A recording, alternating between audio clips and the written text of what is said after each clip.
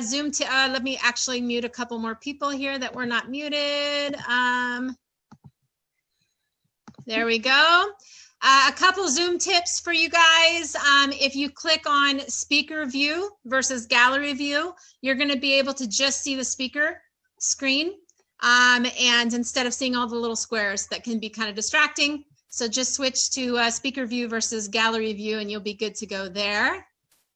And the crew, let me put you guys on spotlight here. The crew's coming from the Kent house with Rebuild Recovery. Hey guys, and we're gonna have some fun tonight. So we do have a special announcement, and it sounds like we're gonna be about an hour tonight. Is that right, Art? Yeah, we got, I don't know, just some stuff to move on and do here tonight and get our group out, do our group after, and we're just gonna cut a little short tonight. We've had a long day. Yeah. So they're gonna finish up with the crew there at the house. It might run over a little bit, but be prepared. Okay, all right. You're looking good in that red shirt, Art. All right. Yeah, we got some new gear in. Next time we tune in, Kristen and I are going to post some sizes and different gear that we've got available for sale. I think we have a couple of those red ones that Art's wearing tonight. So we'll keep you guys posted on that. But are you ready, Art? You want to tell them what our announcement is? Well, I think that. Are you going to make them wait? No, it's fine. Well, first of all, kind of a directional announcement about Solution Group and about how we're going to move forward with it and build it throughout the next year of 2021. And part of what we're going to do, and the conversation every Tuesday has always been about transformation, addiction, suffering, recovery. And we're going to continue that theme throughout the year, but we're going to be adding a once a month kind of special guest. And we're hoping to bring in some of the people we know in the field that are generally both entertaining and knowledgeable, and kind of bring something to the table that we want other than, boredom. But we hope to bring in the exciting. And our first guest, what day is our first guest going to be? On Tuesday, December 1st. Yeah. So Tuesday, December 1st, we're going to be taking the next 2 weeks off and we're going to promote. And on Tuesday, December 1st, we're going to have Bob Forrest, who's from, she's going to put up the. Can you see it? Bob Forrest, for all of you who don't know, Celebrity Rehab, Thelonious Monster. He was a singer. He's really close with the Red Hot Chili Peppers. And if you go on, what was the Amazon? What did we watch it on? Bob and the Monster. Do you guys remember? It was on Amazon Prime. On Amazon Prime, we have you can go and watch the documentary. And please, I encourage everybody on here to watch the documentary, Bob and the Monster. It's one of the best documentaries I've seen on addiction and a human being going through what he's went through. And so Bob will be on December 1st at 7, and we'll be interviewing him and and then letting him do a kind of a talk and gain a little. He's one of the most phenomenal storytellers that we've ever witnessed, and we've had the pleasure of being in the room with him a lot. And so we can't wait to have him come on and tell some stories and answer some questions and do what we got to do there. So that'll be our first guest. We also have other guests lined up. We spoke to Dave Smith from Refuge Recovery today. He started Refuge Recovery. It's went a different direction now. And Dave's down south somewhere like Louisiana, I believe, running a program, Rebel Saints. And it's a meditation school. And he's also a therapist. And so Dave Smith will be on up and coming at the beginning of the year. And then we encourage you all to ask Bob and encourage him to bring on his friend, Dr. Drew. So we're also going to hope to get Dr. Drew to come on and do something around February. And so him and Bob can do a talk. So that'll be, kind of our announcement is that we're looking to diversify and bring on different speakers and continue to grow this Solution Group thing for our Tuesday night enjoyment on transformation and spirituality or addiction, recovery, whatever topic we see fit. So we're also friends with some people like Ari Hoffman. Ari Hoffman, a council member out of Seattle, or ran for city council in Seattle, and has a big popular voice on the homelessness issue. So bringing people in like that and making a once a month stop in to kind of diversify what we're doing here. So that is our announcement. They'll probably leave now. So no, they won't. No, I'm really excited about it. This is going to be great. Yeah. Starting off with Bob's going to be a lot of fun. It was great the other night. We were sitting all here in this room and we were watching Bob and the Monster and the documentary on Amazon Prime, and we're all sitting in this room, and just the ability for Ange to text Bob and let him know, and then Bob began to send us pictures of him in his living room and his kids and his family and what they were up to at that current moment. And it was kind of a cool time and Bob's been sending us free music from Spotify, because Thelonious Monster seems to be making a comeback, I guess. And so we'll ask him about that. We'll ask him about his music career. We'll ask him about his lawsuits against Big Pharma, his television programs that he's got coming, and what he's doing with Dr. Drew. So that'll be Tuesday, December 1st at 7 p.m. Yep, and that's the Tuesday after Thanksgiving. Yes, and we're taking the next week off just because we're just going to do it. And then Thanksgiving week, we know it's always a little short on Thanksgiving, and we want everybody just to take the week off Thanksgiving and enjoy it. And then we'll be back strong December 1st. So to be clear, we're taking the next 2 weeks off, and we'll be back on December 1st with Bob. Okay. All right.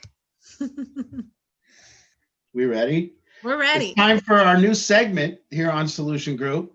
Yes. We're going to introduce Kyle's joke segment. So Kyle's back for his new segment. So we're going to turn to Kyle to let us hear a few jokes. You want to get in the chair? Yeah, I'll get in the chair. Okay. I think you got to read them, don't you? I know these ones. Okay. Yeah. Oh my God. Okay. They've already heard these jokes, so it's not going to be as funny for them, but they don't matter. So, okay. My first joke.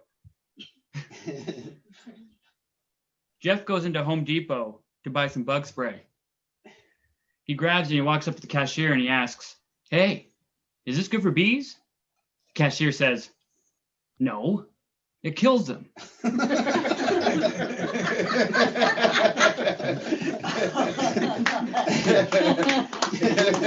I got another one. Okay. There we go. This one's a bit personal for me. So I have developed this very serious fear of speed bumps, but I'm slowly getting over it.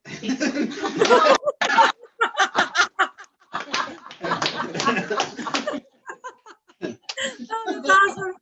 Oh my God. That's awesome. Thank you, Kyle. And Kyle is a manager there at Rebuild Recovery. So we get it all day. He's just hilarious. Yeah. in recovery himself, gone through the program, and now a manager there at the Kent House, the Rebuild Recovery program. Thank you, Kyle. That was great. Oh man. We got to come up with a catchy name for Kyle's segment. Anybody have any suggestions? Please text Ange so we can, maybe Kyle's Corner. Or Kyle's Comedy. Killer jokes. Kyle's Killer Jokes. Kyle's Yeah. Killer Comedy. Yes. Kyle's Yes. Killer Comedy. Yes. Yeah. Kyle's Killer Comedy Moment. Yes. Yes. Okay, we got it. No, Kyle's Killer Comedy. Corner. No, leave off the corner. Yeah, leave off the corner. Kyle's Killer Comedy. I stopped working the corner when I got clean. Something will come to it. There needs to be. It's just missing one little something. Yeah. We'll get it. We'll get it by the end. Yeah. Kyle's Killer. Any crazy suggestions? Please text Ange. Yeah. So we have Somebody knows it. I have a feeling someone's already got it in their head. Message it to me. We'll get it. Yes. All right. What you got, Art? I don't know. I used to have a lot. I used to be able to start out Solution Group with a lot. Something would happen to me in life. Generally I would go out in the world and then something crazy would happen. Or I used to watch TV. We don't watch TV much here. The TV doesn't come on here at all unless it's a football game. So we haven't really watched much TV. We don't gain much insight into what's going on in the world other than what we're doing here. And then I don't go out in the world to have any like events happen. So basically, like I could talk about the French fries we make, and we have bought a deep fryer here. It's been amazing. You know, we were really limping along, and we had this. We would put oil just in a pot on the stove. It was a fire hazard. It was dangerous. It got the oil everywhere. But we really streamlined this whole process with our deep fat fryer, and we're making some amazing fries around here on at least once or twice a week. But last night was exceptional. Wasn't it amazing? It was. The fries last night, were they? I mean, we could literally be known for Just those like Dick's. French fries. Yeah, they were better than Dick's. Oh. You know, Dick's somehow, I don't understand when they do these. We don't peel the potatoes, we just cut them. And Dick's somehow they turn a real dark brown at Dick's. I don't know how they do it. Ours were real light and white. They're nice. Yeah, we keep the grease real clean.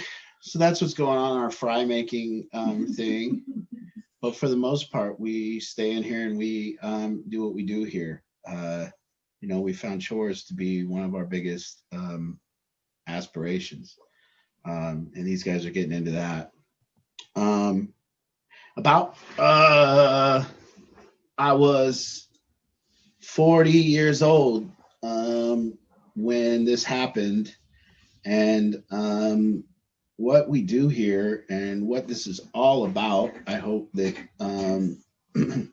that progress can be made. And the thing that this is all about is this word.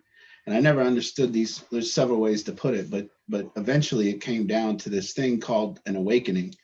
It eventually came down to this thing about being conscious or being unconscious or being awakened or being asleep, and the difference. And so about 3 years ago, the first kind of indicator that there was something going on was that you read Eckhart, and in Power Now, he talks about human beings that are the thinker, and then he talks about human beings that are the watcher of the thinker, and what we see ourselves as is what we identify as. And so then he starts talking about conscious and unconscious. Most people might think that that's like sleep or awake or anything like that, but it's both of it, being awake, but to be conscious to something. And we talk about awareness and consciousness and awakened. And then the question then kind of comes up, like, what are we awakened to? What is this fact that we're awakened to? Or what is this fact that we're conscious to? What are we gaining insight into? What kind of conclusions are we going to come to when we get awakened? And part of what it is that for a long time, for 40 years, there was this voice in my head, or this communication dilemma that was going on inside of my head, this way of it's communicating through impulses or through voice or however it was communicating to me. And there was this communication that was going on inside my head, and it was constant. And up until 40 years old, I didn't know that was going on. I never really understood that there was this constant communication. It was just called thinking in my mind. And worse than it being called thinking, I thought I was thinking. So I led this life in which I thought I was controlling the thinking. And so I thought, well, I'm thinking, and then I could turn it on and I could turn it off. And I just thought I lived under this illusion that I could turn it off and that I was doing it and I was the cause of this thing. And this awakening process, what it kind of means is that there is thinking, and that's true, but you're not doing it. And you kind of wake up to that fact. You wake up to that fact that thinking is happening and you're not doing it, that it's involuntary. And so this involuntary thinking is going on. And it has enormous impact in your life if you see that it's not you and thinking, that you aren't thinking, that in actuality, there's you and the thinking comes to you. So if you really kind of close your eyes and look into what's going on and then wait for it, you'll see that you don't know what you're going to think next. You'll just kind of see that you're after the thinking, that you witness it, but you don't do it. And so the awakening to this thing was that there is a voice in my head and it's not me. that there's thinking and it's not me, that it's just there and it's constant and it's involuntary. And you awaken to that. So to be conscious means that you're not the voice in your head, that there is a voice in your head and it's not you. And that's what we awaken to. Now, the next thing that you can awaken to after you see that the voice in your head is not you, you'll see that it is actually the cause of all the suffering, that the thinking is actually the cause of suffering, that the cause of suffering is not out there in the world. And that's what the Buddha said. He said, there is suffering. And then the Buddha said, there is suffering, and the cause of suffering is desire. And it's wanting what is to be different. And this thing in our head wants what is to be different. And so when you awaken to this, well, another dilemma arises, because see, for 40 years, I lived under the illusion that the cause of suffering was out there. And it just seemed pretty natural that because the cause of suffering was out there, I could fix out there. So I set out on this path to fix out there. So that meant I wanted to control people, places, and things. And that's just what I did. I tried to make people, places, and things different than they are. And I try to improve upon people, places, and things. And that was how I tried to not suffer. And I thought, well, if I could just make out there better, then inside here would feel better. And that you awaken to the fact that that's just not true. And you do awaken to that, you become conscious of that. But I want to tell you that it really doesn't solve anything. At the level that you awaken to it, you're just the illusion is gone. And so all of a sudden, this illusion is gone that you're going to control people, places, or things, and you're going to make it better. And what you're left with is kind of a different path. And now you have two paths. You can improve upon things in your life, and you can improve on suffering through what we have here, which is most likely just gaining insight. Bob Forrest did a great talk, and I rewatched it the other day, and that's what he talked about. Recovery is about gaining insight. We gain insight from about how we are as a human being. So now we can either gain insight about how we are as a human being, or we can live this world where we're controlling people, places, and things. And once you awaken, you think that consciousness is the solution. You're just like there. You're thinking, okay, it's fine. Now that I know that suffering is in my head, well, this is going to be easy. Now that I know that the cause of suffering is just my thinking, well, this will be easy. I just won't think. And then you'll get down to the next dilemma and start coming to the realization that you can't stop it. That now you kind of see that it's going to take something different. And you're kind of going to look at the work that then become, what if you truly believed, and what if you're truly convinced that the cause of all your suffering is your thinking? Well, you're left with something there. You're left with the dilemma, because the thinking doesn't stop, and you can't do anything about it. So all of a sudden it becomes this prison. And so it doesn't feel like prison until out there gets bad enough that the thinking in here gets bad enough. And when the thinking in here gets bad enough and you can't get out of that thinking, now you're in prison. And you'll see that, maybe you haven't done the work that it takes. And so over here, what it starts when you awaken, it just starts a different direction. It doesn't stop the suffering. It doesn't stop anything. It doesn't really do anything until you start walking a different path. Now we can call that path whatever you want to talk about, a conscious contact with a higher power, or a meditation practice, or a practice of now, or a breathing practice, or freedom practice, or whatever you call it. But I'll tell you, as it goes on, there'll still be suffering. And the illusion, but now see the problem that you're going to run into when you come to the conclusion or you awaken. My friend, I had this guy from Boston, and his name was Bob, and I got to know him a little bit. And Bob was a poker player, and I was a poker player, and we would sit at the table, and for some reason we got on the topic of consciousness.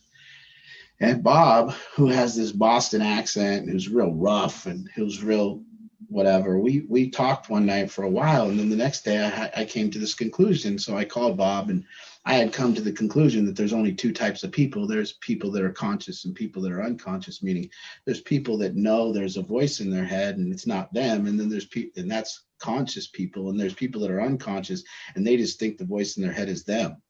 And so I called him, and I was really, happy with my new knowledge that I knew what types of people there were. And I said, Bob, there's only two types of people, right? There's the conscious and the unconscious. And he goes, no.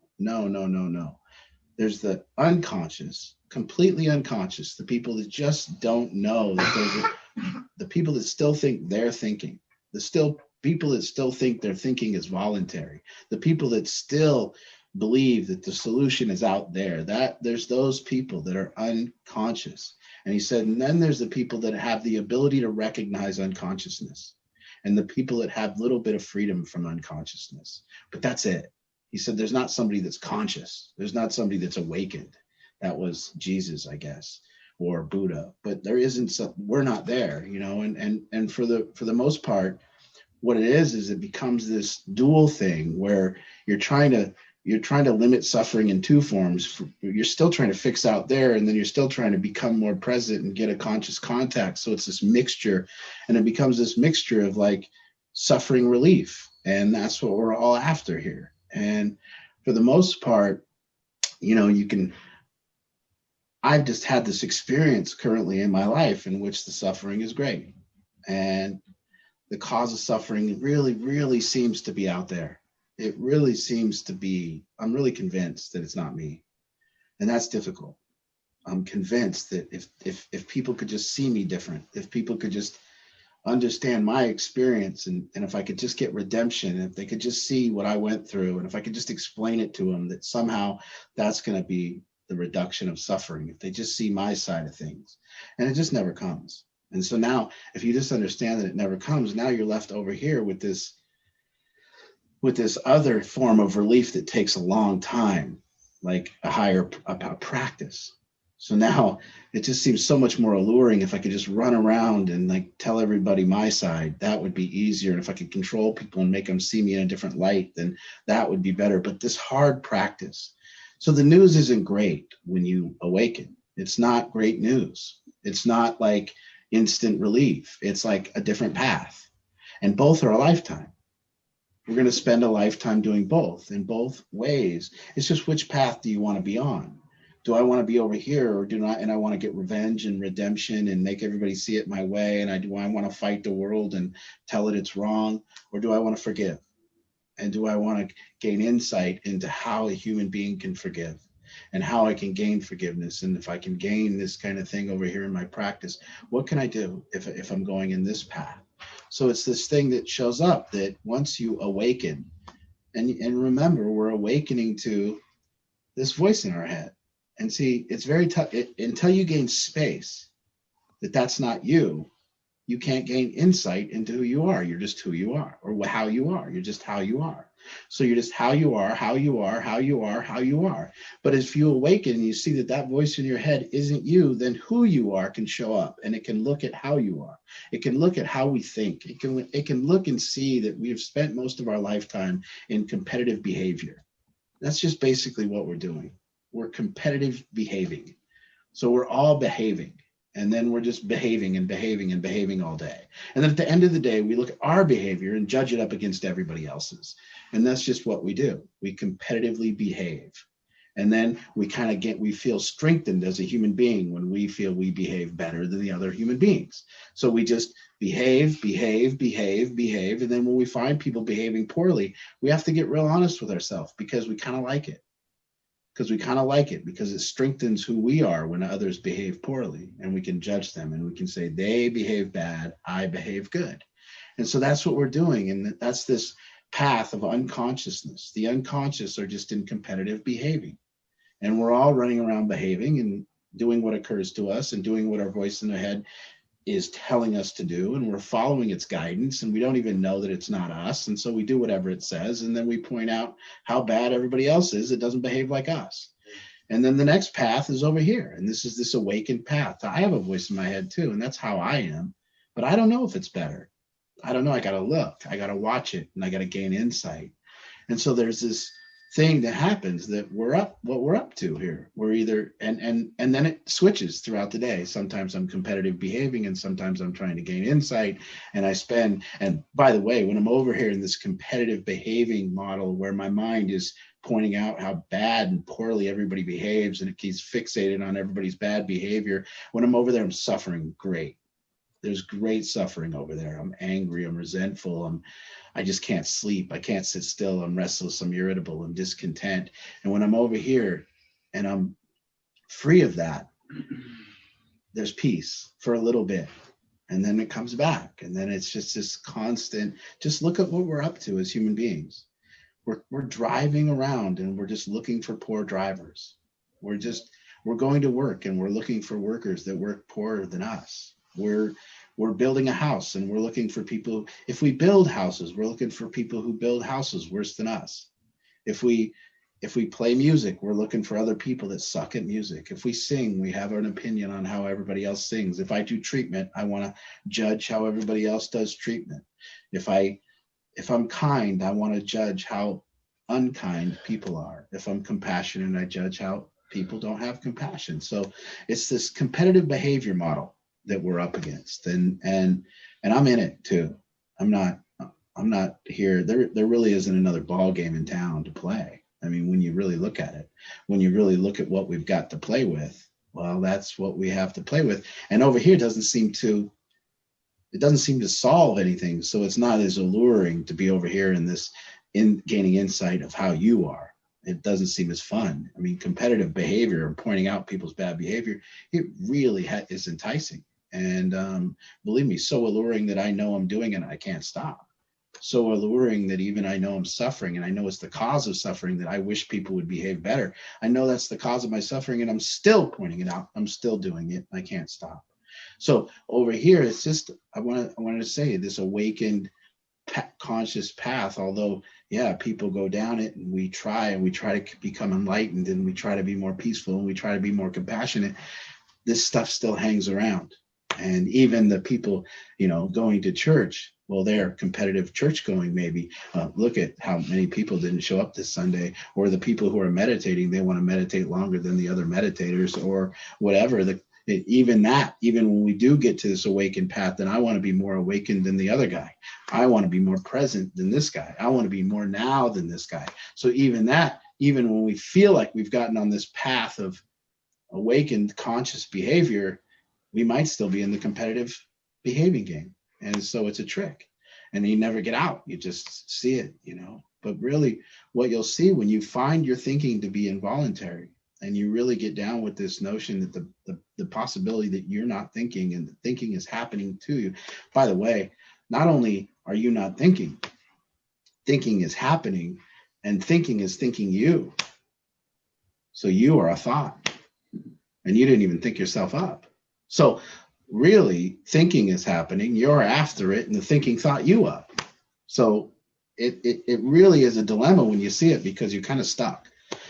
And so as you're stuck with this involuntary thoughts, and they're the thoughts that your brain has, and they're not anybody else's, but they're your private ones, whatever neurotic thoughts you have, or whatever habitual thoughts you have, or whatever insecure thoughts you have, or whatever body image thoughts you have, or that's a big one, just body image stuff that's been repeating in people's heads for years, or worries, or whatever concerns that we have, whatever neurotic stuff that we have going on. Well, once you see that it's not even you doing it, it's even worse. Now you'll see it as even a bigger predicament, because it's not even you thinking it, and it's thinking you. By the way, you might even think you have an appetite, but you don't. It has you. So not only do you not think, you say I have an appetite, you say I think, you say I pump, you don't do any of that stuff. It all does you. So even our appetites are something that we have no control over. It just happens. So all of this stuff, what we're doing here, what we teach, what we talk about, is just all the awakening process. And it's whatever form you want to do it in, but it's gaining insight from who you are, the real truth, the witness, to how you are. And that's what we do. And that's a path. It's not what we always do. It's one path that you can walk down. You can say, I can sit from who I am, and I can look at how I am, or I can be how I am and look at how everybody else is. And so this awakened path is just a backwards movement instead of a forwards movement. The forward movement says, let me fix everything out there. The backward movement says, let me fix how I am. And that's the one we're condoning. And that's the path that we want to try to stay on. But believe me, it ain't easy. And believe me, I cannot tell you for the last 2 months that I've been on this path, because I've been on the path of wanting to fix out there. And it's been difficult. And I want people to know that I'm just. I want people to know that I'm right. I want people to know that I didn't do anything bad. And so it's the ability to sit still and let people think bad things about you is a tough one, because once again, I've been in the competitive behavior model for about 30 or 47 years. So it ain't easy to just escape it. And this new path is a lifetime, and it's proven in me for the last couple months that I got to get better at it. That's the path I want to be on. That's the path I want to stay on. And it's going to take a lot more work, because I just hit bottom over here on the competitive behavior model. I lose. I'm not perfect. So I have to now go back here and try to be again. So I think that with Bob coming on in a couple of weeks and talking about his talk about what we do in recovery, and doesn't recovery just mean awakened? Doesn't recovery just mean to gain insight into how I am? You know, to gain insight into how I've been, that's led me to these predicaments, that I end up at bottom, that I end up really having life show up for me in a bad way. And how can I just move over here to this awakened model and watch from who I am, sit back in this position of who I am, watching how I am. And if we can sit there and do that, and then if you can just really relax and fall into this thing that thinking that you aren't thinking, just look, take a look. I'm sure there's people that want to argue that, but that's fine. But if you think that you're thinking, then just go ahead and make it stop. Just stop thinking. I mean, surely if you're doing it, you should be able to stop it.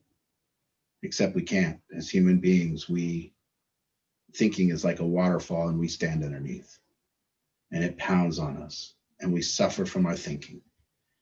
And so here we go. How do I quiet this? How do I slow the waterfall of thought? How do I develop a conscious contact with God, with love, with now, with whatever it is? And that's the path. But like I said, it's the path, and we're just on the start. We haven't went anywhere. We haven't gotten anywhere on it. That's proven. That's proven that it's just a path we want to be on, and that the competitive behavior path just seems so much better to be on. If I can just win, if I can just behave better than everybody, it just seems so much better. If I can just get more money, more houses, more cars, if I can just be kinder, if I can just be more enlightened, if I can just be more of whatever more I want to be, then I win. It doesn't work. And you're always left at this place where people just disagree with you. People just disagree. You think you behave very well, people disagree. That's just what they will do. And it doesn't matter how well you think you behave, they will disagree. And I don't know what causes that. Viewpoint, experience, how we see it. I just think it's too many viewpoints. We're all looking from our little tiny lens, and we don't see the whole scope of people's behavior. So we all think people behave poorly. We can find poor behavior with our mothers, our fathers, our kids, our uncles, our aunts, everyone at the family reunion. We're in a competitive behavior model with everyone at the family reunion, aren't we? The whole family. Look at Uncle Jim. Look at Uncle Mike. I behave better than him. Look at how he raises his kids. Look at how she raises her kids. I did it better than them. So there it is. So we have some time for some questions. We'll go until the questions stop, Ange. We'll go until people are bored, whatever. We don't care. Okay, so let me tell you how it works. If you have a question, a comment, something to say, there's a raise your hand feature on your screen. And sometimes people can't quite figure out that, and that's fine. You can just wave your arms. You can unmute yourself and get my attention. Don't be shy. I was just talking to somebody the other day, and we were talking about how there's so many people that want to say something, and they just don't. And they just resist, and they don't say what they want to say. They don't ask what they want to ask, and then they regret it later. So we just invite you guys. We'd love to hear from you. This is a safe space for anybody. So please. Worried about their behavior.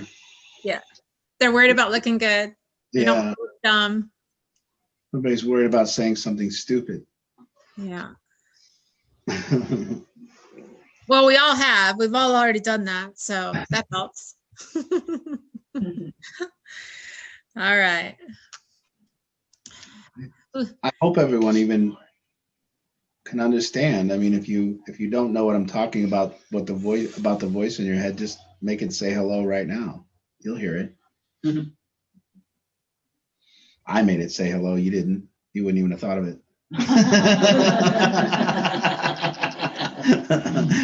Mary Barr has a question, Art. Uh-huh. Let's go to them. Go ahead and can you unmute yourself, Mary?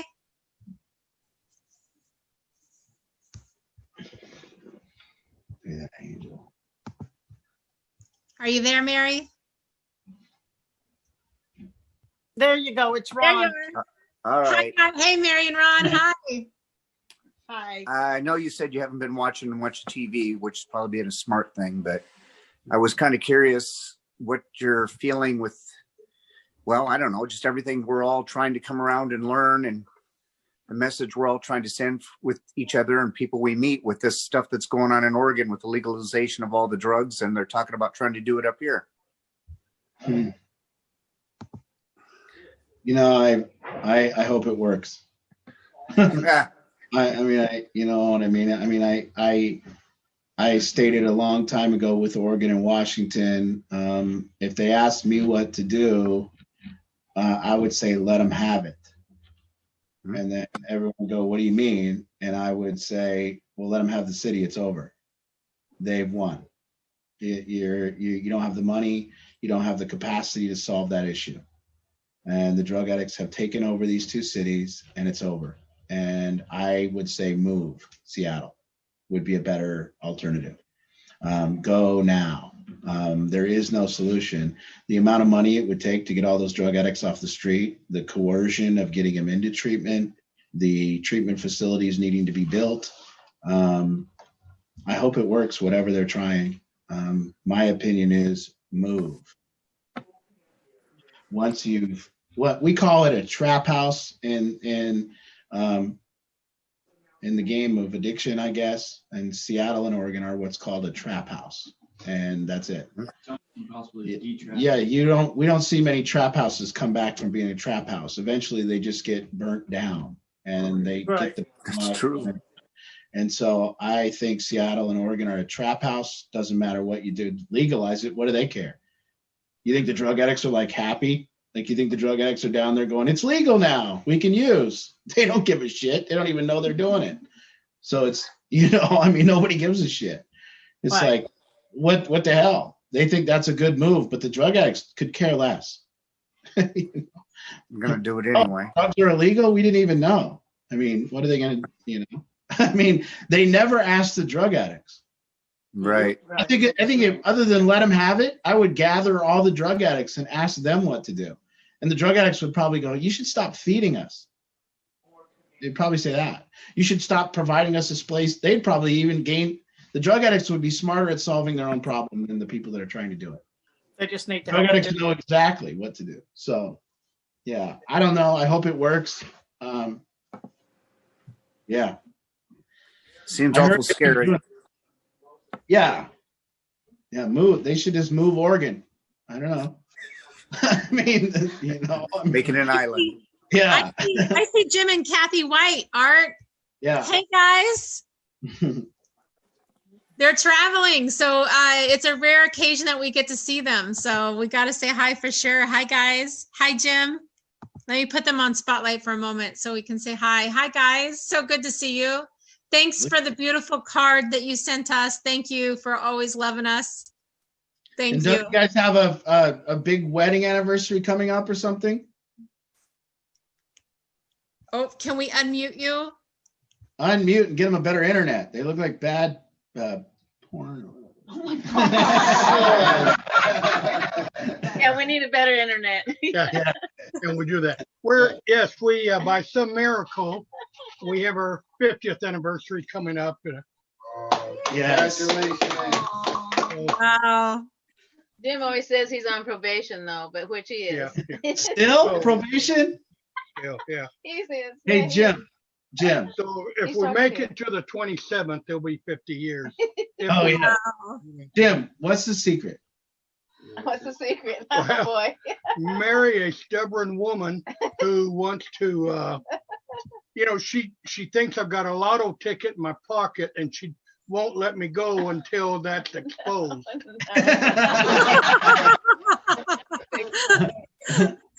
Kathy, what's the secret? Hey, it's a roller coaster, believe me. but Hey, we have fun. We have When fun. you hear people say that relationships take a lot of work, is that true? That is true. Very That true. is true. And according to Kathy, more work on her part than mine.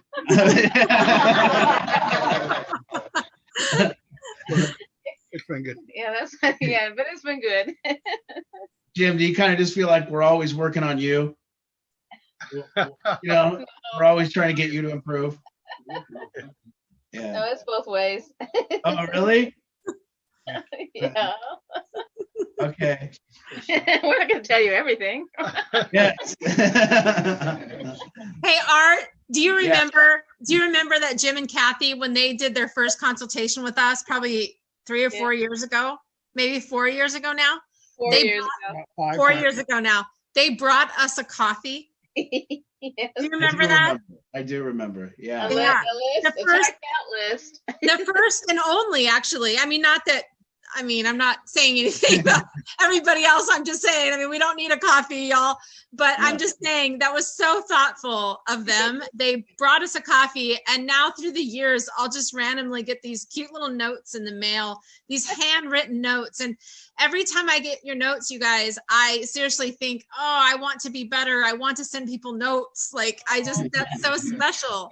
Yeah. Thank nice, you. that's nice. You're just so thoughtful. Those little thoughtful things.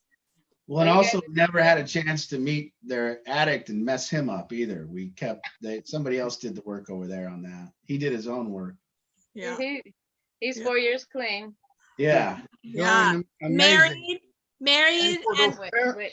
Wait, she say? For those parents that don't think they'll have recovery, we never thought that our child was as in depth as he was in all the years in heroin and meth. We thought even if he did sober up, he never would have his brain faculties and stuff. And he's But- doing wonderful. But he does. It's amazing the businessman that he's turned into. And a father. Oh yeah, and a recent father too. Yeah. And he's doing such a great job.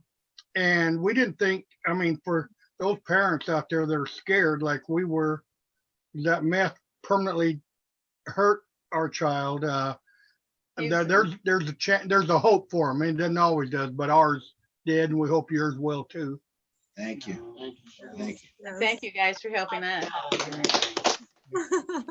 Yes. And one last thing I'll say is that when our son started going in sobriety, in rehab, he thanked me for getting help because I was as critical, judgmental as any father could be, and Art, you and Angie helped me a lot to Understand. get addiction. over that, so I could communicate with him on a better level.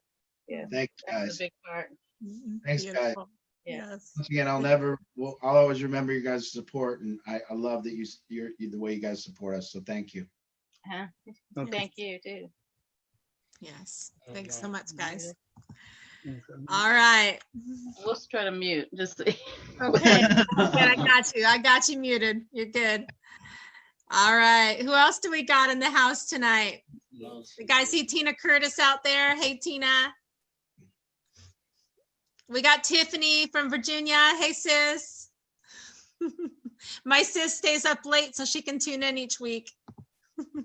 There's a real power. There's a real power and an illusion. I believe it to be an illusion. You might not believe it to be an illusion that we live under, and this illusion that we are thinking and that we're the cause of our thinking. That we are sitting in the point of causation when our thinking is happening. There is that sense, and people might disagree, and you might feel that you are causing the thinking. And I don't always generally know. Sometimes I fall under that. But the realization and the empowerment when you see that, or you live, not that you see, but that you live, I'm not thinking. that you live thinking is involuntary. And when you get there and you understand that there's a relaxation and there's a different pathway to go down, once that, it has an enormous impact on our life. When you can say thinking thinks me, and I don't think, thinking thinks me. And one of the thoughts that my thinking thinks is me. It thought me up. So really, it is thinking, which is my mind. It is thinking. I'm aware that it's thinking. I watch it think. It thinks, and it thinks about me sometimes. In fact, generally, a lot of the time, that's what its favorite topic is me. So it thinks about me, and it thinks about my problems, and it thinks about people that are attacking me, and it thinks about my health, and it thinks about my reputation, and it thinks about my money, and it thinks about my retirement, and it thinks about me a lot. It has a lot to do with me, and it protects me. And I want it to stop. I'm the thing saying, please stop thinking me, and it doesn't. So when you see that, you'll see that a different path has to be taken, because it just never, it's a nonstop deal. And I think that's tough for people. Go ahead, Ann. Is We've someone? got Angela Badalucco from. Always great questions. Yeah. Yes. We need to always. give her own segment. Yep. Yes, always from West Virginia. You're right. You're right there with my sis, Angela. Both of you Yeah. from the East Coast tonight. Yeah. Yeah.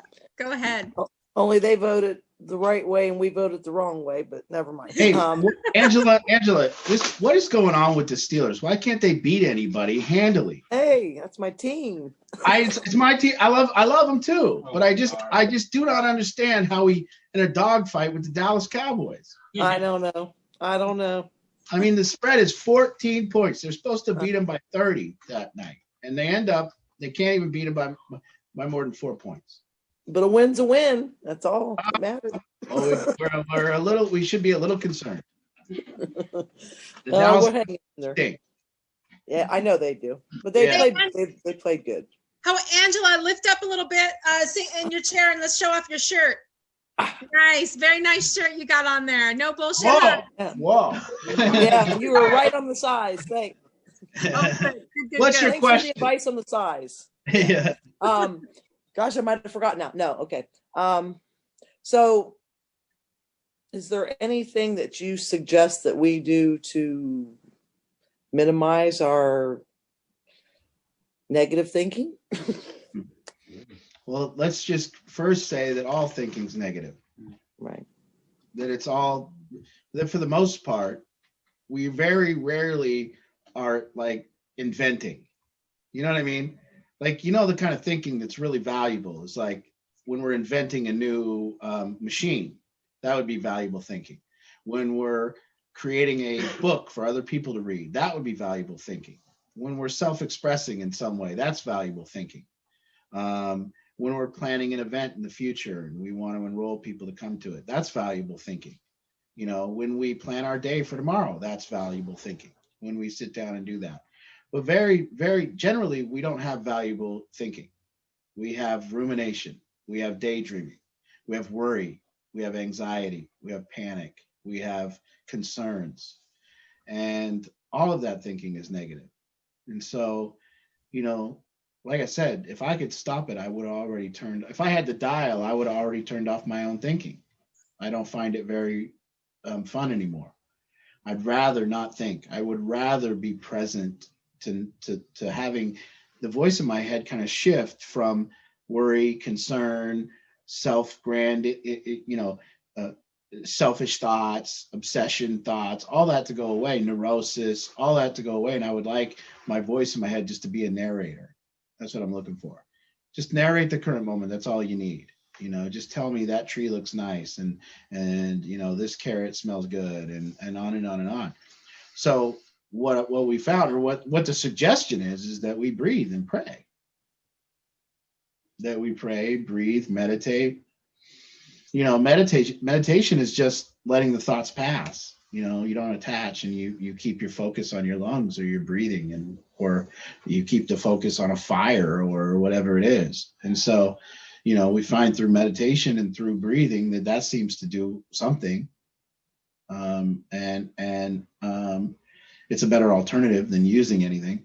Heroin, it makes you stop thinking. It's pretty good, you know, but it comes with meth does that. You know, I've seen a guy once pick his face for like 19 hours. He wasn't thinking of the future or the past, but it comes with detrimental consequences. So, you know, that's why we use to stop the thinking. So if we know that we're using to stop the thinking, at least we've located the dilemma. At least we can now do it. But no, like I said, a practice, a meditation practice, a spiritual practice, whatever it is, religion, you know, whatever we find that does it. And whatever we've been doing before, don't do. You know. And I say practice when it's easy. Because when it gets hard, it's too late. When you're dealing with a difficult life situation, if you haven't practiced when it was easy, you'll be engulfed by that life situation. You will have no chance. You see? So imagine if before your kid became an addict, you had this practice. Right. Of presence and being able to be present even in difficult moments and being aware. And it's this backwards thing. Just now, even if you're not practicing and the thinking isn't there, watch the thinking. Just watch the thinking. Say, there's worry. There it is. You see? At least it's not as potentially hazardous. If I'm worrying, I'm in trouble. But if I'm noticing that I'm worrying, I'm not in as much trouble. You see that? If I'm having angry, hateful thoughts, I'm in trouble. But if I just notice that I'm having angry, resentful thoughts, I'm not in as much trouble. I'm not going to act. You see? I'm not going to seek revenge. I'm not going to do things. I'm just going to go, wow, there's hatred. There's anger. So the watching does it. It doesn't free you. You're still there. But you're not acting, you see? Mm-hmm. Okay. You know, there's anger, there's resentment, there's worry, there's panic, and you can smile at worry. There you are. You're back. Geez, you come around a lot. You know, I mean, that's it, right? I wake up in the middle of the night. Sometimes there's worry, and it takes you, and then you're worrying. But if you notice, hey, there's worry. There it is. You know, you ever seen the kids? Like wanting mind, you know, wanting. You see the kids wanting. I hear when I do group, wanting mind shows up. You know, like wanting mind is like another mind, like worry mind, wanting mind, panic mind, whatever the mind is, you're just watching it. That's the awakening. Rather than being panicked, I watch panic. Rather than being angry, I watch anger. Rather than wanting, I watch wanting. You know, there it is. Rather than hate, I watch hate. And it's a movement. It's a backwards movement rather than a forward movement to try to control it. But the good thing is like when you're watching, like wanting mind is like a school bell. Like you ever see wanting mind in the kids? It's 5 to 3 and you see them in their chairs. That's wanting mind. Mm-hmm. You see? But then what happens? The school bell goes off at 3. Nothing happens. They're still in the same room, but they're released from wanting mind. You see? There's like relief. Just because the school bell goes, or at work when you see people standing by the time clock. Oh, that 1 minute is agonizing, you know, and then they go, they're so happy, you know. So true. And it's just wanting mind. Wanting mind is it's a bitch. You know? Wanting mind is a bitch. It's just there. It's just like always wanting, you know. And then just like standing in line at the bank, you know. Damn, I want this to be over, you know.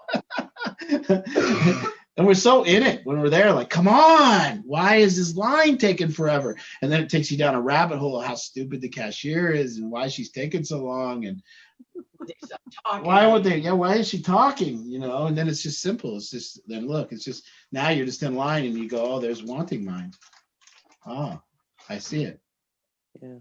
And then you take a breath and you watch wanting mind. And now you're not acting, you're not irritated, you're not, you know, whatever, you know. Can I say something about that? Yeah. And then we've got somebody in line. Okay, Kyle's coming in. Okay, all right. All right, I'll try and make it fast. Yeah. So It's nothing fast. I really don't. Racial. Yeah. Yeah. Okay. So what I tell the guys here, and the same for myself, working this program, working this curriculum. So Angela, what there are some action steps that you can take to stop the negative thoughts, or try to stop the negative thoughts. And there's a couple things. First thing, like Art was talking about, is you become the watcher. And what happens is when you start observing your thoughts, turning the camera on yourself, watching your thoughts, it causes a separation. Like Eckhart Tolle talks about it being talks about it being an object. It's now, the thoughts are not you, it's an object. And once it becomes an object, it separates from you. So you see it, you realize it, it's there. And if you can see it, how can it be you? Does that make sense? Mm-hmm. Like if you see it outside yourself, how can it be you in the first place? So, I mean, and you just go on through your day, these thoughts are occurring, and you're just sitting there observing these thoughts. And you'll find yourself say, anger happens to me, and I notice that anger, when I'm observing the anger, my reaction to that anger is much more subdued and much less, catastrophic compared to when I'm completely consumed with the anger. You know what I mean? Mm-hmm. And then when he talks about, practicing it when it's easy, what that looks like, because there's a physical action that you can take. And what that is so for what we do here is we practice about being in the current moment. So how do you do that? Well, you take the breath. What that does, it interrupts the thought. So you just breathe. And from there, what I do for me, and you can, it's however you want, use your senses. And so for me, maybe I'll be sitting in a room, I will close my eyes and I listen. I use my ears, and maybe I hear the wind go by, or I hear a car go by, and I observe what's happening right then in that moment, and it helps me become part of that moment. A car goes by, and then I acknowledge it, let it go. Something else, another sound might happen, and I acknowledge that sound, and that's all that's happening right there in that moment.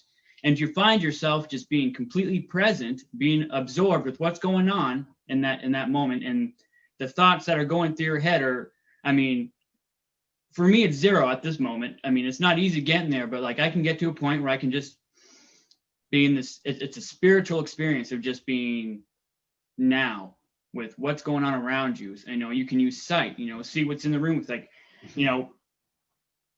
there's nothing. I know I said to keep it short, but I'm working on it. There's nothing exists. Like right now, what exists is I'm talking to you, you're looking at your computer, and I'm making noises. That's what exists. Anything else is this is the only reality right now, and it's only reality that ever will be.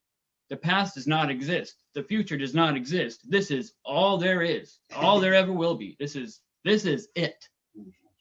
And coming to a point where you can just be in it will stop that thought, stop those negative thoughts. And even thinking you're superior than somebody, you might think that's, maybe a positive, but that's a negative thought. That's just another form of suffering. Thinking you're better than somebody, that's just another form of suffering. Like thoughts are mostly negative. That's so true. So I don't know, just what I challenge these guys here and myself and you is throughout your day, when you got a moment of silence, sun's out, birds chirping, just sit there, close your eyes, and then just breathe and use your senses to become part of that moment right there. And what tends to happen is, for me, this is the last part, I promise, and I'm done. Somebody comes to me, and usually it's some form, like Art's totally right when he talks about it, somebody's trying to tell me to improve, in some sort of way. Right. And maybe I don't like how they're saying it or whatever's going on, but there is complete resistance to the experience that's going on at that moment. I do not like it. And for me, what I have to do is I have to breathe. And what I have found myself doing is, the verbal barrage is coming, and I sit there and this is the time where it's hard. This is not the easy time. This is the hard time where it happens, and you got to practice it. And I find myself breathing in front of the person. They're talking at me, and I'm just breathing. And then I usually end up just staring at them, and either they get mad about it or I don't know, but, and then I can just take it from there and move on. And, my choices I make from there, you know, the way I call it is chaos. You know, the choices I make when anger hits me and I'm consumed, or sadness hits me and I'm consumed, I call it chaos because it's never the right choice that I make. Right. But coming from a place where I've been able to practice it, take that breath and become present, and then the choices I make, you know, more so than not, you know, they're, you know, better for me, better for and everyone around me that when I make them. I mean, does that help? You know what I mean? Like, it's an action step that you can actually do to stop those thoughts. You know what I mean? Right. So, Yeah. that's it. Okay, I'm done. All right. Thank you. Thank you. Beautiful, Kyle. Thank you so much for that. And Kyle brought up a lot of topics that actually have been covered the last several weeks. So it made me think that the next 2 weeks while we're taking a break, it would be a good time for people to, you know, review, or those of you who have missed some recent solution groups. You can find our solution groups in the Family Battle private group on Facebook. You can find the videos there. You can find the videos on our YouTube channel. There's a playlist titled Solution Groups via Zoom, and that's going to take you all the way back to April. And so it'd be a good time for you guys to catch up on what you've missed out on some of these great topics. And if you're not tech savvy or you don't know how to find that stuff, just simply text me and just say, hey, can you send me the playlist? And I'm happy to share the playlist with anybody. So Tina Curtis, let's get you unmuted. Hey, how you doing? I'm okay. Hi, Tina. Well, I just wanted to say, as we all know, there was some setbacks with the boy. No surprise. But I just want to say that I feel more equipped to handle it this time. We're in a much better place. He's in a much better place, even though he's in jail. But he actually said, I now know how to just sit and be quiet, which is, you know, he's like, I learned that. But I just want to say thank you. Oh, look, crying. That's why I never talk. I just feel more equipped to handle it. It's way less stressful than it was in the past. And I think, you know, it's been good. Even though the outcome wasn't, you know, perfect. And I was actually, originally when I found out what had happened, I was afraid to tell my family. But I actually checked myself and was like, that's just me worried about what they're going to think. Mm-hmm. And they deserve to know because they're his family. And I just need to check my ego and realize that it happened and we're going to have to tell everybody. Yeah. So I actually did. It was hard at first. I was worried everybody was going to judge, but it's actually been a good thing. Beautiful. So, even though I cried. Anyway, thank you. I do appreciate, I do think that it helped a lot. The last year has been really good for both of us. And hopefully, fingers crossed, when he gets out, we'll go on a better trajectory, I guess I should say. Beautiful. Thank you, Tina. Thank you, Tina. Eileen had a question. Do you still have a question, Eileen? Eileen. Hi. Hi, Eileen. Well, actually, it was going back to what Ron said, because I haven't had the TV on, you know, especially with the election this week. I didn't want to watch anything. So I was curious what he was talking about with Oregon and Seattle. Has something changed? Has some law passed? I think they're just trying to decriminalize drugs. Oregon decriminalized all drugs. So there'll be no criminal charges. There'll be no criminal charges for possession or anything like that anymore, I think, is the extent of it. Oh, I see. Okay. Yeah, so you can just carry dope around and not go to jail for it. And, I see. you know, like I said, I hope it works. Yeah, maybe. Yeah, I mean, I don't know. One other thing though, Angela, I was thinking of your question when those negative thoughts come, because that happens to me a lot, or just those thoughts that you want to try to control. And sometimes, you know, yes, the breath, I love what Kyle said, taking the breath and having, you know, that break in the thought. But sometimes if they're just coming at you like this, I have to actually just kind of either do a simple saying over and over, stop thinking that, stop thinking that, stop thinking that, or a little mantra. And it's got to be simple. It can't be something complicated. And just do it until those thoughts at least will give up. and then take the breath. But I mean, sometimes they are so strong. When I'm reading a book, you know, I'm trying to concentrate and read this great story. If I've had a bad day and those thoughts, they'll just interrupt my reading. They'll interrupt anything I'm doing. And I try to get back to the story. Even when I'm saying my prayers at night, those thoughts will come in and interrupt those prayers. And I have to stop and think, wait a minute, now who did I forget? Because the thoughts will just take over. So anyway, that's just something too to think of. Yeah. Thank you, Eileen. Yep. Thanks, Eileen. With Kyle, you know, I always found that this path, I like it when I go to see a really good movie. And when I do see a really good movie, I mean a really good movie, there's often times where I want to take somebody else to that movie and I want to experience it with them. And, you know, you're just as happy when the other person sees that movie for the first time and they're watching it.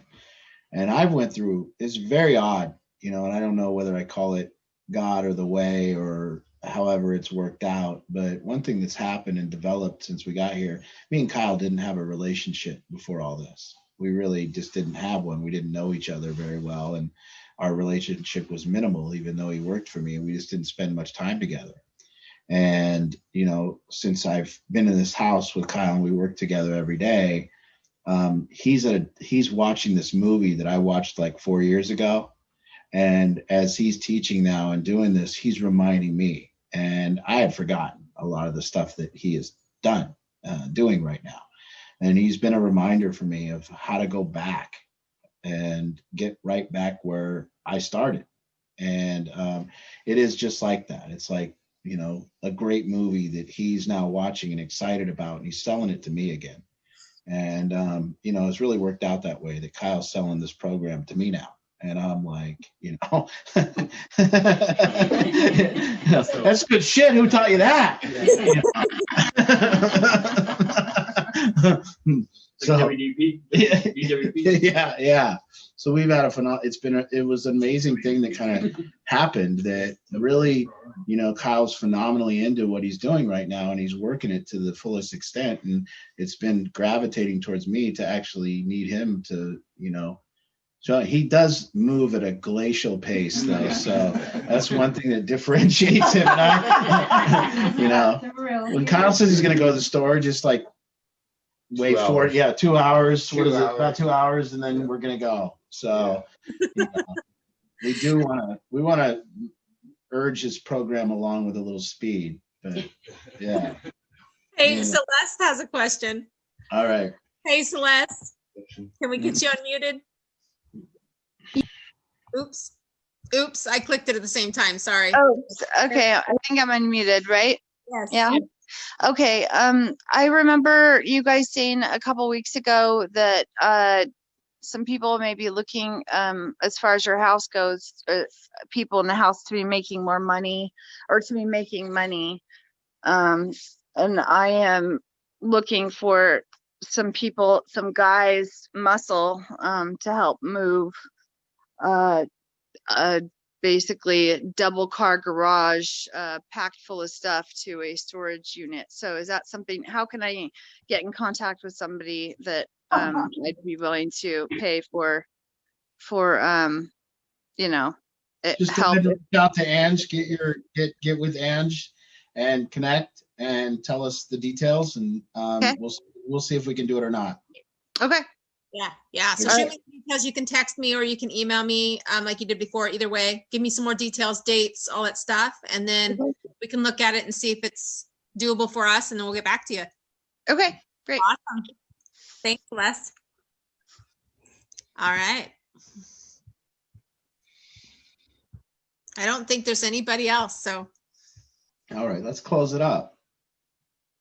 We're okay to move on here tonight. We're gonna. Yeah, and before you close it up, let's just do a reminder for anybody who popped on late.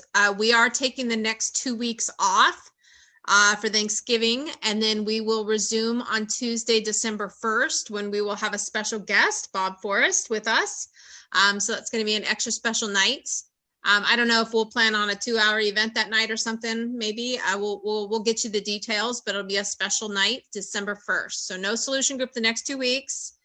And if you need a link to watch playlist to review or watch for the first time some old videos from the last few months and get caught up to speed, just let me know and I'll shoot it to you.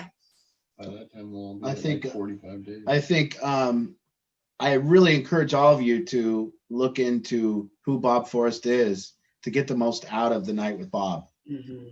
If you look at his documentary, if you look at the people he's been involved with in his life, if you look at who he's helped on this planet as a helper, and really look into the work of Bob Forrest and where he's come in his life and what he went through and what he's done, it will change the way you see Bob in your experience with him, because he's really an extraordinary human being. And you know, it's an honor that Bob will come and do this for us. So I hope you all prepare.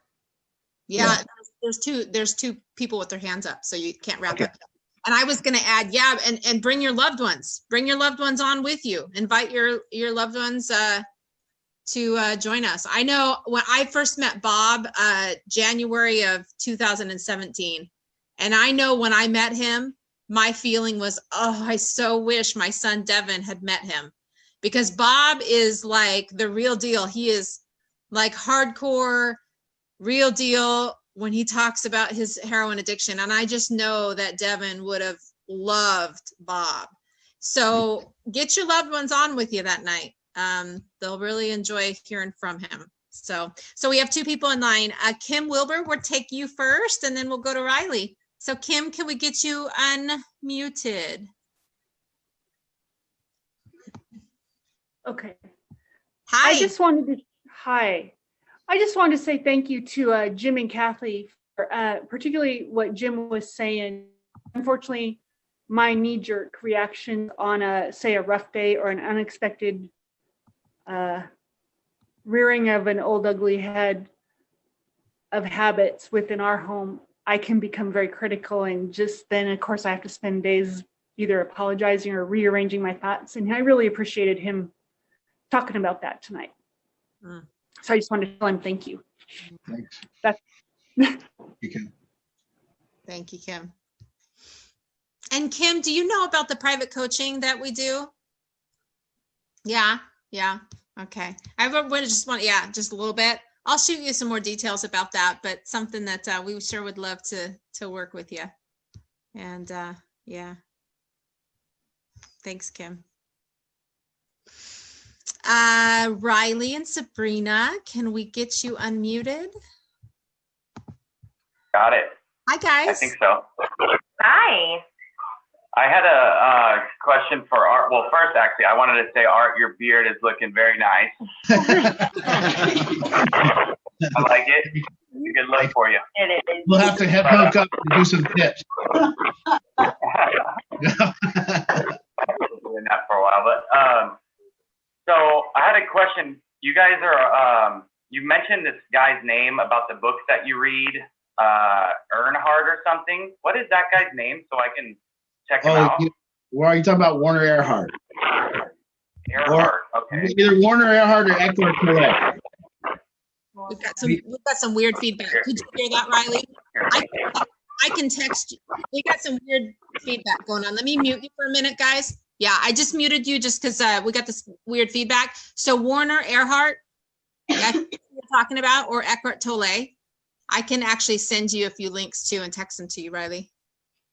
So one of the best, most, and a lot of this discussion, Warner Earhart was a man who started what was called Earhart Seminar Training back in the 80s. In the 80s, he started Earhart Seminar Training. It developed into what's called the Landmark Forum. Warner Earhart, if you YouTube him, if you ever YouTube Warner, you'll see one of the talks he gave. It was about a 3-hour talk, and it was called Heart of the Matter. And if you listen to Heart of the Matter, it's the most, I mean, for me, it was one of the most life-changing. I probably listened to it like 100 times. I mean, spent 300 hours listening to Warner. But if you listen to that talk, it was one of the greatest talks I've ever heard a human being give. And it's on suffering, and it's on expression, self-expression, and love, and it's a great talk. So that was one of the talks that a lot of our work spawned from. And Warner was the developer of the Landmark Forum. It was taken over by his brother, and Landmark Forum is given to millions of people every year, and that.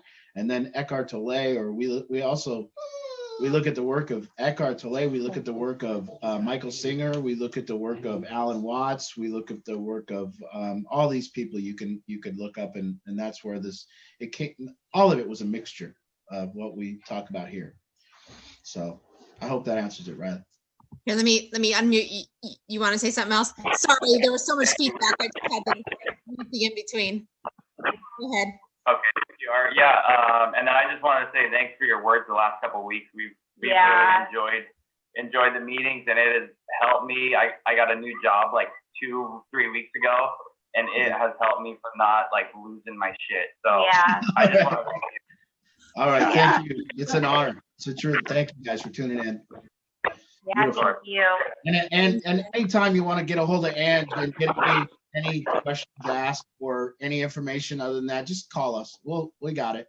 Yeah. Okay. Yeah. And I know you have my number. Text me if you need that link. But if you go onto YouTube, you guys, and just type in Werner Erhard, Heart of the Matter, it'll pop up 3-hour video that he's talking about. I also want to say that we are looking to with Battlefield, because there's 2 companies here. There's Rebuild Recovery and there's Battlefield Addiction. And Battlefield Addiction, we do charity work, and we are looking to do some coaching under the Battlefield thing. If we can find the right people that are engaged and applicants, and we will have a process with the board of seeing who qualifies to get that kind of coaching for Battlefield. So we do also want to look into that, right, Ange? Yeah. Okay. All right. I think we're good for you to wrap up.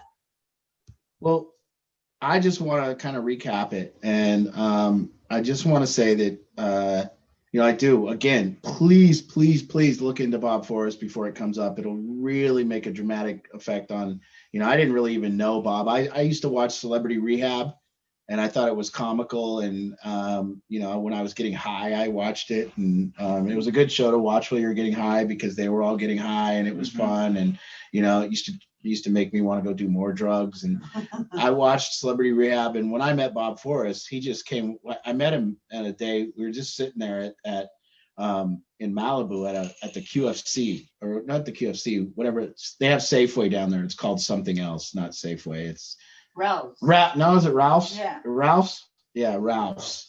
Or whatever it was. We're sitting at a table outside of Ralph's, and my friend Evan and Jared said that Bob was coming. And this guy pulls up in a 1984 Ford Bronco, and in Malibu. And it was white and blue. It had different colors. It wasn't even one color. And Bob just kind of pulled up in this truck that barely ran and got out, and it was Bob Forrest. And I had the opportunity that night to hear him speak and learn who he is. And I've just admired him more and more the more I learn about who he is. So please do that. Also, I really don't have much in closing other than, what we're doing here, and this, what this means to awaken and what we're awakening to. So I just want to remind you that we're awakening to this thing and this communication that's going on in our head, and how it's not us. And like Kyle said, how it's an object, and how anything that you can see, you can't be. So if you can see your thoughts, or you can listen to your thoughts, then they can't be you. They just have to be thoughts. And just listen. So it's just this waking up to these objects all around us: thoughts, TVs, people, places, things, emotions, whatever they are. They all become objective, and they all become just objects, and we are the subject. And we're always the subject. And we're just a subject sitting here looking at objects. And so if you can see it that way, it should have enormous impact, that you aren't the object of thought. You aren't the thought. You're just the watcher of it. And this waking up process is what we're doing in order to gain insight. And that's what Bob taught us in his talk. He said recovery is about gaining insight. And it's this gaining insight into how I am, not who I am. Who I am, we won't know. It's just who we are. So we're just gaining insight into how we are. and that means how we think and when everything shows up. And the other thing I want to key on is what we said with Angela. I think it's very important that if you can just point out the thinking, that you aren't the thinking.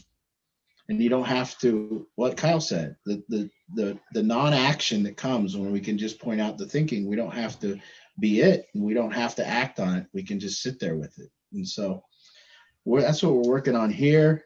It's going to be nice having a couple of weeks off. I encourage you guys to all investigate, take these 2 weeks off, and really pack the house for Bob. And let's bring as many of our family members, spread the word, share the link, get it all out there, and let's get everybody on here and listen to Bob. And we're going to do an interview, and we're going to ask him about the celebrities that he's helped and see if he'll give us any gossip. And we're really going to get down with Bob. So again, happy Tuesday. Thank you guys very much. We'll see you in 2 weeks.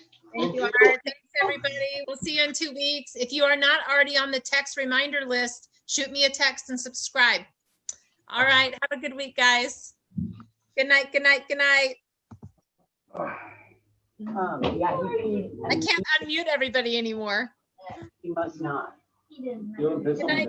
Good night.